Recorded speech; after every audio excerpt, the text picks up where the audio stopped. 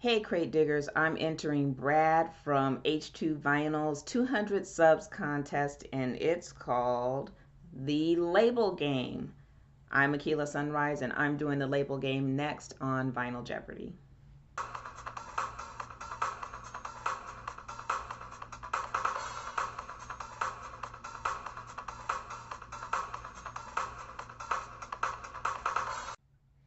So, Brad, congratulations on getting 200 subscribers. That is not an easy feat. I really like your channel. I think you're such an easygoing person, and it just seems like you would be a nice guy to hang around.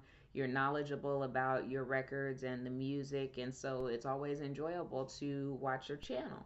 I also liked your contest. It took me on a little bit of a wild goose chase, but that's my fault, not yours. It's because I'm not like other crate diggers who put all of their records in grand alpha perfect order and have it by genre and in all labeled. My records are all over the place. I've got records in the living room, in the garage, in a bedroom. I've got records in shelves, in crates. I've got records everywhere. And, you know, I had to find the ones out of the kitchen that I was thinking of. So I tried to play the game the way it's supposed to be played, which is to think of an iconic label and a song that reminds you of those labels. So I just closed my eyes and started thinking. And the first labels that I came up with was the Casablanca label, and it has neon with Casablanca written across it. And I think it had some trees. And I thought of Rod Stewart's Do You Think I'm Sexy? And then the next one that I thought of was Sugar Hill. It has that candy cane looking Sugar Hill written across it. And then the other one I thought of was the Isley Brothers on a Buddha label, and it had the laughing Buddha on it with the big belly. And I also thought of Stax, and I thought of Isaac Hayes, and it's a blue label, and I think the X on there had kind of sticks. Well, it turned out I was wrong about most of that. Rod Stewart was not on Casablanca, and so I went searching for Rod Stewart to find out that he was not on Casablanca. Went searching for Isley Brothers to find out they were not on Buddha. And I did actually find Isaac Hayes on Stax, but it was not the label that I thought it was going to be. So let me show you what I did find. So first, let's go with my favorite, which of course is going to be Prince. And the first Paisley label is from this record, which is Around the World in a Day. I remember getting this record for my 16th birthday. I've got a picture somewhere of myself with a birthday cake and this record, and I remember not liking the record very much at the time. But here is the first label for Paisley. It eventually changed to like a brown golden type of label. This is the other side of Around the World in a Day. I guess I should turn it the right way. Oh, here we go. So that is the label, and it does have the Paisley right there. Right there. But that wasn't what the label eventually turned out to be. This is a Tony Lamond's record. Oh no. Oh, this is Cream. This is I think it's a, is this a promo copy? No, it's not. But anyway, this is what the label for Paisley eventually became. And it is a pretty label. It's very different from other labels. It does have the paisleys on it as it should, but I think it's interesting considering what a flamboyant kind of person that Prince was, that the label is kind of subdued. It's kind of a brown earth tone color, um, goldish, and it doesn't really pop and stand out like the first version of the label that we originally saw with Around the World in the Day. But good enough. So here is the Rod Stewart record that I have, which is Night Out, A Night Out on the Town is the name of the record. And this is not on Casablanca the way I thought it was. It is on plain old Warner Brothers. And this Warner Brothers label is an iconic label. We all know it. It has the palm trees. It's not really the one that I want to explore. Oh, this is a cool picture of Mr. Stewart. So when I looked at this record and saw that it was not on Casablanca, I thought, well, maybe he was on Casablanca at one point, and maybe it was on a 45, and I could not find Rod Stewart on the 45, and I know I have a 45 somewhere, probably in the kitchen or the garage or someplace. I don't know where it is. But I've got a Rod Stewart somewhere, but I don't think he's on Casablanca Records. So I did go through some 45s. I did go through some 45s to see what did the Casablanca label look like that is sticking in my mind, because if it's sticking in my mind, I must have some Casablanca records somewhere. And so I had this 45, and it is a Donna Summer 45, and this is Spring Affair on this side and Winter Melody. But you can see, hopefully you can, let's see, you can see this is the Casablanca label that was sticking in my mind. And there's the outer cover of that one, and it has also on the outer cover, it has little camels on there,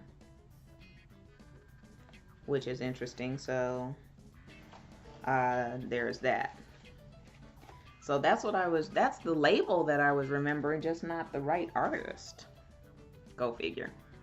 So the next one that I was thinking of was Stax Records, and I was thinking of the blue label, and I was thinking about Isaac Hayes. Now I know Isaac Hayes. This is the Black Moses album, and it has the Stax icon there at the bottom, and it's a hand snapping a finger.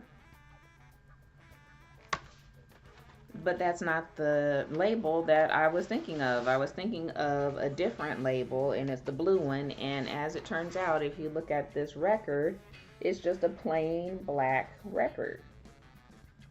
It's just a plain black. It's not even the blue label that I was thinking of.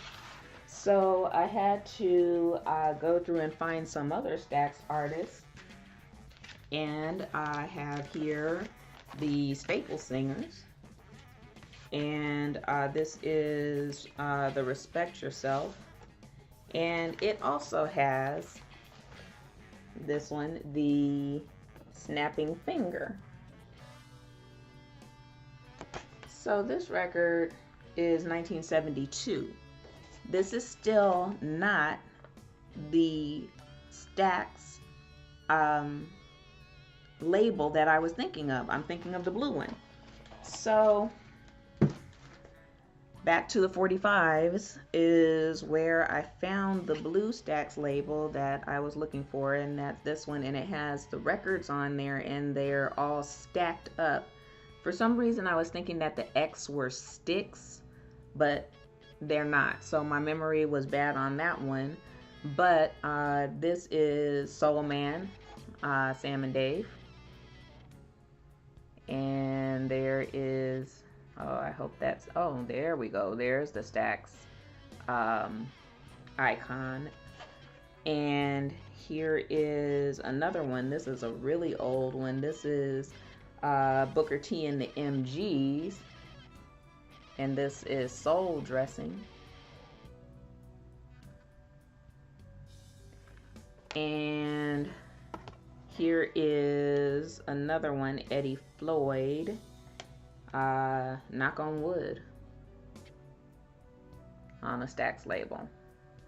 So this is the label that I was thinking of when I was playing the actual game and doing it the right way and thinking of the labels. This is the one that I was thinking of when I was thinking of Stax. So I got the artist right, I got the label right, but the picture of the label must have changed at some point, because this record is, these 45s don't have years on them, so I don't know what year these are, but at some point Stax must have changed the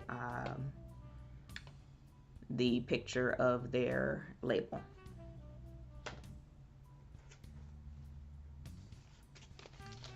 Okay, so here's the only one I got correct. Sugar Hill, from the Sugar Hill Gang. This is the only one that I got absolutely correct. So all of the DJs know, of course, the Sugar Hill label for the Sugar Hill Gang, and also this particular one is Grandmaster Flash and the Furious Five. This is a single, and it is Freedom on both sides. So here is the label for Sugar Hill.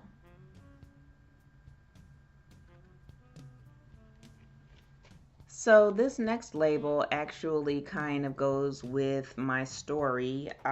This is the Volt label, and this record belonged to my dad, and it is Try a Little Tenderness by Otis Redding, and the actual record is broken, but I keep it anyway. And then this is another Otis Redding on the Volt label. And the, oh, I don't know why I'm not able to get these in the shot correctly for you, but this is the Volt label, and it has, of course, the lightning bolts there. There's Sweet Lorraine by Otis Redding. And this is the Dock of the Bay.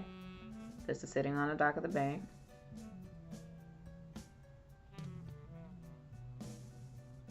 So the story is my dad really liked soul music, like Otis Redding and Wilson Pickett and like Sam Cooke. He also liked the blues. And he used to have a lot of house parties, so he had a lot of records, some that I inherited and some that have been lost along the way. But what I wanted to share with you is that I found this picture after my dad died. Uh-oh, let me get this right. This is a picture of my dad right before he went to the Marines. And it's a picture of him with his records. So he's on the side of the road somewhere, and I guess maybe the records were important enough to him to take a picture with them. We didn't have a whole lot in common. My dad was military, so he was pretty straight meat and potatoes kind of guy, but finding this picture, we had something in common. I know it might not seem like it, but I did. I had a good time doing this contest. It sent me all around the house trying to chase down which records I thought had different labels and totally different than what was in my memory. But those record labels are very iconic, especially to a lot of people, and they do make them remember certain records and certain artists. And so those are the ones that came to my mind, and those are the ones that I had to go around and find. Some of the other ones that came to my mind were the Motown label and the Tamala label, in particular because of Stevie Wonder being one of my favorite artists. He was on Tamala, which was a subsidiary of Motown. Did I bring that up? Oh, yeah. I'm sure there's no extra points, but here's a Tamala label.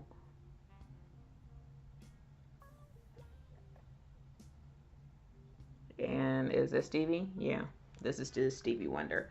So I thought it was a fun um, contest to do, and I had a great time. And congratulations again on your 200 subscribers, and I will definitely put down your link down in the description so that other people can know about your channel, and also so that they can subscribe to your channel and to do the, of course, the contest. Thanks so much again, Brad, and see you later, crate diggers. These are my records.